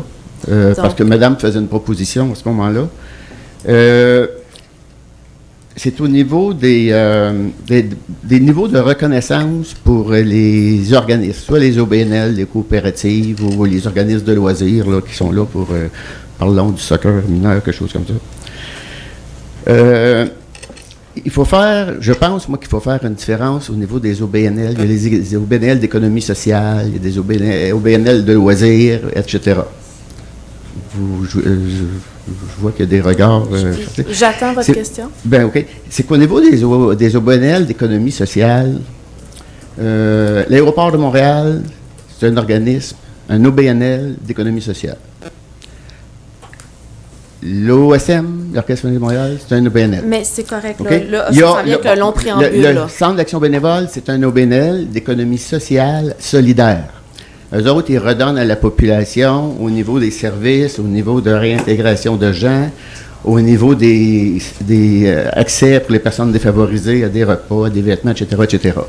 Fait que je pense que les OBNL devraient être reconnues. Si elles sont solidaires, je pense qu'ils devraient avoir un appui particulièrement majeur de la Ville parce qu'ils redonnent vraiment à la population. Il me semble que ce serait censé là, que ces organismes-là l'aient. Écoutez, il y a des critères qui sont établis par les professionnels des loisirs qui ont étudié en loisirs. Donc, ils vont faire des recommandations mais vous me dites qui que vont dans la révision. Oui, mais peut-être que qu'est-ce que vous dites, on va leur donner en suggestion, mais il ne faut OK, pas s'attendre à ce que ça je voulais juste soit m'assurer que exécuté. vous en parleriez en suggestion. Ça ne faut pas s'attendre à ce que ça soit exécuté parce que vous venez faire cette proposition-là. OK. Une autre personne, dans son intervention, était venue avec une préoccupation au niveau des coûts que représentent les demandes d'accès à l'information. Puis elle a dit, est-ce que vous avez fait une étude pour savoir combien, quand les gens demandent un accès à l'information, combien ça coûte à la Ville? Moi, je peux vous dire, le 31 juillet, la Ville va aller devant la Commission d'accès à l'information pour une audience. Vous allez payer un avocat pour une journée. Vous allez probablement déplacer un conseiller municipal parce qu'il va être convoqué comme témoin. Il va avoir c'est pour la Ville, c'est un coût facilement de au-dessus de 1 000 à 2 000 $ facilement, je pense. Fait que là, les coûts sont là. Tout ça, pourquoi? Parce que regardez comment est-ce que fonctionne le service d'accès à l'information à la Ville, puis faites-le en suivant la loi, et vous allez sauver énormément d'argent.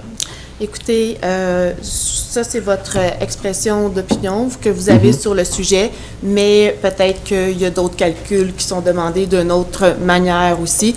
Et si c'est ça qui est envoyé, c'est pour un dossier spécifique. Bien, il n'y en a pas un, il y en a 6 à date là, qui vont suivre. Donc, on aura l'information par la suite. Présentement, je n'ai pas cette information-là en main. Et j'ai pas rien d'autre à répondre, moi, sur ça. Mais c'est juste une suggestion que je vous dis. Dans les coûts à évaluer, il y a ça à regarder aussi. Bonsoir, monsieur. Bonsoir. Donc, je passe... Une question? Oui, OK. Bonjour. Cynthia encore. Bonjour, Cynthia Mme Doré. J'avais une question de qu'est-ce que je suis supposée de faire si je rencontre ce problème-là. Ça fait 4 ans que je suis maman à la maison, donc je suis à la maison. Et il y a beaucoup de chiens autour de ma maison. Genre, en 5 voisins, j'ai 4 chiens. OK? C'est rendu que je peux même plus passer devant ma porte patio sans me faire japper après. Je suis dans ma maison. C'est quoi que je peux faire? C'est quoi? Je veux pas mettre quelqu'un dans la merde, puis je veux pas que quelqu'un doit euthanasier son chien, mais je suis comme un peu dépassée, puis j'en viens avec des boules là quand je suis dans ma maison. Bien, vous pouvez utiliser le système Voilà pour faire une requête à la municipalité. Cette requête-là va être envoyée sur le site Internet. C'est le système informatique. Voilà, c'est pas avec IGA, fait que c'est non, que je vais voir sur la ville de Contrecoeur. Sur le... Non, je voulais pas mal faire en disant ça, mais c'est juste que je sais Madame pas Doré, que je vais vous avez chercher. juste à faire Voilà, ville de Contrecoeur, requête, et dans votre recherche, et vous allez arriver sur ça. Monsieur le directeur est en train de vous le montrer. Donc, vous allez arriver rapidement. Et sur ce site-là, les requêtes, c'est confidentiel. Donc, vous enregistrez votre requête. Ensuite, nous, à la ville, on la reçoit. Oui. Et on la retourne par la suite au service animalier de Pierre de Sorel. Et eux autres vont venir faire une intervention pour vérifier si le chien a besoin, si les maîtres de dressage, de recommandations ou quoi que ce soit. Il va aller vérifier sur le terrain. Il va aller signifier qu'il y a eu une plainte dans l'entourage aussi. Donc, il va faire en sorte de faire connaître le règlement de la municipalité. C'est quoi le règlement de la municipalité pour les chiens? Là aussi, vous allez le retrouver en ligne dans l'urbanisme au niveau de la réglementation. Vous pouvez chercher règlement pour chiens, chats ou animalerie, règlement animalier, puis vous allez le trouver là. Le nombre de chiens, le nombre de chats. OK. Merci. Merci beaucoup à vous. J'ai envie de chercher, puis je trouvais pas. Merci. Merci. Bonne soirée. Bonsoir, Robert Bissonnette, une dernière question. Bonsoir, M. Bissonnette. Je voudrais soulever, concernant tantôt, on a parlé de Gen Food, puis j'ai oublié de vous mentionner que l'électricité du 1er mars au 30 mars, ça a coûté quasiment 4 000 $. Est-ce qu'il y a quelque chose de spécial qui se passe dans ce shop-là, dans l'ancienne shop? Ben, 3722 c'est une exactement. grosse bâtisse, comme vous le savez, puis on entrepose aussi certains équipements ou matériaux des travaux publics dans le solage. Fait qu'on doit quand même faire en sorte qu'on conserve notre équipement. 3722 $, c'est un des plus gros comptes qu'on a en électricité dans la ville. Écoutez, c'est pas une petite bâtisse, hein? Ouais. Merci beaucoup. Merci. Donc, je suis rendue au point 20. Parole aux membres du conseil municipal. Monsieur Dansereau? Non, pas grand-chose. Ben, en fait, oui. Tout le monde sait qu'il y avait ce soir en même temps que la séance publique, une séance d'information sur le projet des triumvirats. Donc, juste pour vous signaler qu'on suit ça de près et que tout va être fait pour que les citoyens soient le plus informés possible. C'est tout. Merci. Madame Bissonnette? Oui, bien moi, je voudrais dire félicitations aux jeunes entrepreneurs qui ont participé au marché samedi dernier.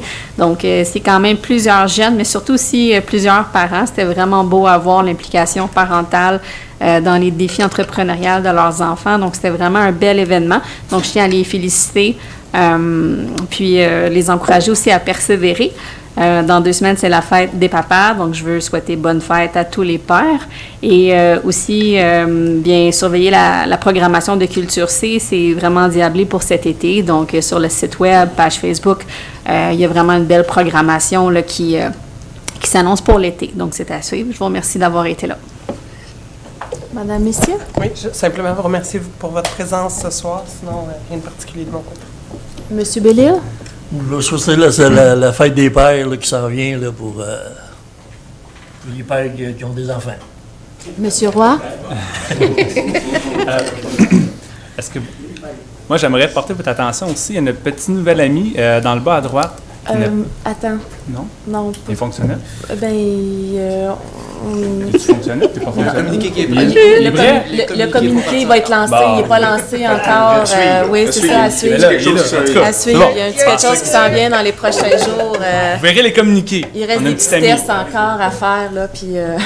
Parce que quand on ouvre le site, il est fonctionnel. Oui, mais c'est parce que c'est sur la page de Monsieur le directeur. Non, moi, j'ouvre. Oui? J'ouvre les virus. C'est accessible à tout le monde. OK. Donc... Ben, bonne soirée à tous. Monsieur Bérard. Oui, merci de votre présence, puis ceux qui vont nous écouter aussi en différé. Il y a encore des méfaits puis des graffitis sur nos installations municipaux puis dans nos parcs. Ça a des coûts à un moment donné, puis l'argent qu'il faut débourser pour nettoyer tout ça, bien, ça vient de nos poches à tout le monde aussi. Soyez respectueux de nos équipements, puis de vos équipements aussi, parce que ça vous appartient également. Dans quelques jours, une vingtaine de jours, nos jeunes vont tomber en vacances. Soyez attentifs, respectueux, puis vigilants sur nos routes. Je pense qu'on aime mieux parler de sécurité que de parler de quelqu'un qui est décédé ou quoi que ce soit. C'est très important. La fête nationale, le 23 janvier, venez célébrer le Québec. Le 23 juin, venez le 23 juin ici. Toi, c'est ta fête le 24. Là. Venez célébrer la Saint-Jean-Baptiste, notre Québec national, puis on se revoit au mois de juillet.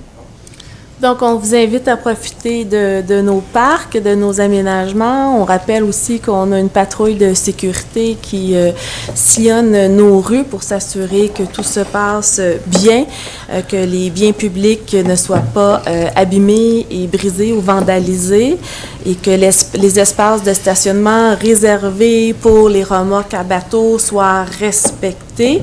Ceux qui n'ont pas de bateau, qui veulent observer le coucher de soleil, on vous invite à aller derrière la mairie ou à sortir de vos autos. Il y a assez d'aménagements pour vous asseoir, mais laissez les endroits réservés avec une réglementation aux gens qui font du bateau durant la belle saison. Donc, mes collègues vous ont bien énuméré les activités. On vous invite en grand nombre à y participer. À chaque fois que vous participez à nos activités, vous venez encourager les bénévoles et les employés municipaux aussi qui mettent du temps et de l'ardeur. pour faire suite à M. Dansereau. On voulait quand même vous dire que on sait que on a appris avec vous, nous on l'a appris peut-être le 27, qu'il y avait la 27-28 la semaine prochaine, qu'il y avait la période d'audience du bureau pour les audiences publiques en environnement.